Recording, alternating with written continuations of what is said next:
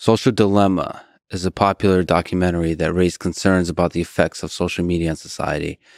You responded with a point by point rebuttal titled, What the Social Dilemma Gets Wrong. People should read that.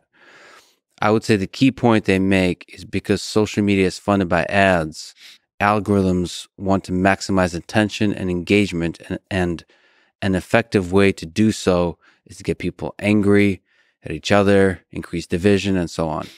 Can you steel man their criticisms and arguments that they make in the documentary as a way to understand the concern and as a way to respond to it? Well, yeah, I think that that's a good conversation to have. I don't happen to agree with the conclusions, and I think that they make a few assumptions that are just very big jumps that I don't think are reasonable to make. But I understand overall why people would be concerned that our business model and ads in general, we do make more money as people use the service more in general, right? So as a kind of basic assumption, okay, do we have an incentive for people to build a service that people use more? Yes, on a lot of levels. I mean, we think what we're doing is good. So, we think that if people are finding it useful, they'll use it more. Or if you just look at it as this sort of, if the only thing we cared about is money, which I is not for anyone who knows me, but okay, we're a company. So let's say you just kind of simplified it down to that. Then would we want people to use the services more? Yes. But then you get to the second question, which is, does kind of getting people agitated make them more likely to use the services more? And I think from looking at other media in the world, especially TV, and there's the old news adage: if it bleeds, it leads. Like I think that there are a bunch of reasons why someone might think that that kind of provocative content would be the most engaging.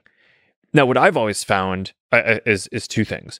One is that what grabs someone's attention in the near term is not necessarily something that they're going to appreciate having seen, or going to be the best over the long term. So I think what a lot of people get wrong is that I'm not building this company to like make the most money or get people to spend the most time on this in the next quarter or the next year, right? I mean, I've been doing this for 17 years at this point, and I'm still relatively young, and have a lot more that I want to do over the coming decades. So like, I think that it's too simplistic to say, hey, this might increase time in the near term, therefore it's what you're going to do. Because I actually think a deeper look at kind of what my incentives are, the incentives of a company that are focused on the long term, is to basically do what people are going to find valuable over time, not what is going to draw people's attention today.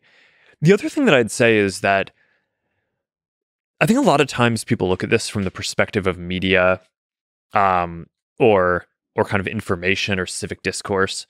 But one other way of looking at this is just that, okay, I'm a product designer, right? Our company, we build products, and a big part of building a product is not just the function and utility of what you're delivering, but the feeling of how it feels, right? And we spend a lot of time talking about virtual reality and how the kind of key aspect of that experience is the feeling of presence, which it's a visceral thing. It's not just about the utility that you're delivering; it's about like the sensation.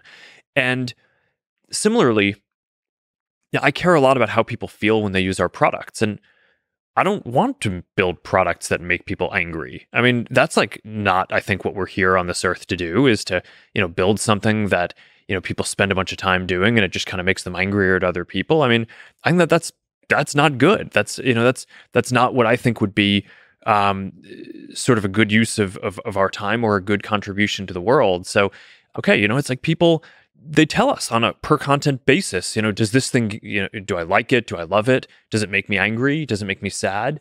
And, based on that, we choose to basically show content that makes people angry less.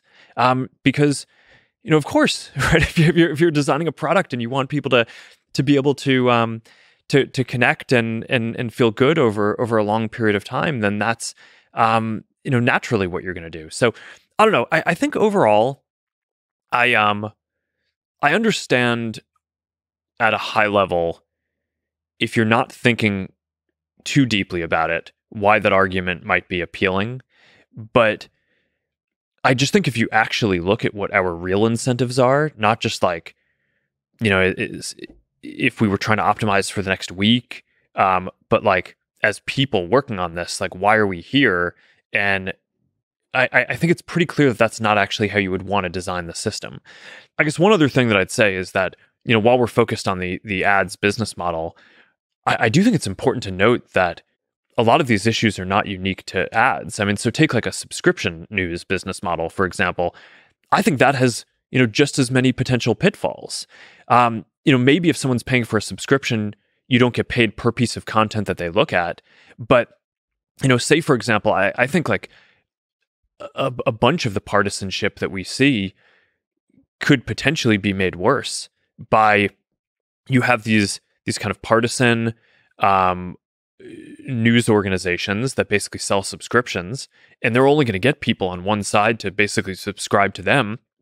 So their incentive is not to print content or produce content that's kind of centrist or down the line either. I bet that what a lot of them find is that if they produce stuff that's kind of more polarizing or more partisan, then that is what gets them more subscribers. So I think that this stuff is all, there's no perfect business model. Everything has pitfalls. The thing that I think is great about advertising is it makes it so the consumer service is free, which if you believe that everyone should have a voice and everyone should be able to connect, then that's a great thing, as opposed to building a luxury service that not everyone can afford. But look, I mean, every business model, you have to be careful about how you're implementing what you're doing. You responded to a few things there. You spoke to the fact that, there is a narrative of malevolence, like, you're leaning into them making people angry just because it makes more money in the short term, that kind of thing. So you responded to that. But there's also kind of reality of human nature, just like you spoke about. There's fights, arguments we get in, and we don't like ourselves afterwards, but we got into them anyway. So our long-term growth is, I believe for most of us, has to do with learning, challenging yourself, improving, being kind to each other, finding a community of people that, you connect with on a real human level, all that kind of stuff. But it does seem when you look at social media that a lot of fights break out, a lot of arguments break out, a lot of viral content ends up being sort of outrage in one direction or the other. And so it's easy from that to infer the narrative that social media companies are letting this outrage become viral. And so they're increasing the division in the world. I mean, perhaps you can comment on that, or further, how can you push back on this narrative? How can you be transparent about this battle? Because I think it's not just motivation or financials. It's a technical problem too, which is how do you improve long-term well-being of human beings? I think that going through some of the design decisions would be a good conversation. But first, I actually think, I think you acknowledge that, that narrative is somewhat anecdotal. And I think it's worth grounding this conversation in the actual research that has been done on this, which by and large finds that social media is not a large driver of polarization, right? And there's been a number of economists and social scientists and folks who have studied this. A lot of polarization. It varies around the world. Social media is basically in every country. Facebook's in pretty much every country except for China and maybe North Korea, and you see different trends in different places where in a lot of countries polarization is declining. In some it's flat. In the US, it's risen sharply. So the question is, what are the unique phenomena in the different places? And I think for the people who are trying to say, hey, social media is the thing that's doing this, I think that clearly doesn't hold up, because social media is a phenomenon that is pretty much equivalent in all of these different countries. And you have researchers like this economist at Stanford, Matthew Genskow, who's just written at length about this. it's a bunch of books by political scientists, Ezra Klein and folks, why we're polarized. Basically, goes through this decades-long analysis in the U.S.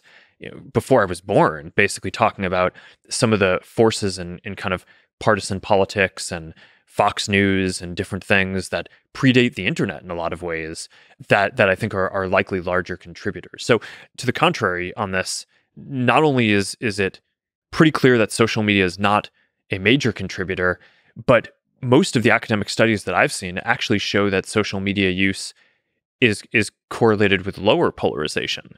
Genskow, the same person who just did the study that I cited about longitudinal polarization across different countries, also did a study that basically showed that if you looked after the 2016 election in the U.S., the voters who were the most polarized were actually the ones who were not on the internet. So, and there have been recent other studies, I think in Europe and around the world, basically showing that as people stop using social media, they tend to get more polarized. Then there's a deeper analysis around, okay, well, what polarization actually isn't even one thing.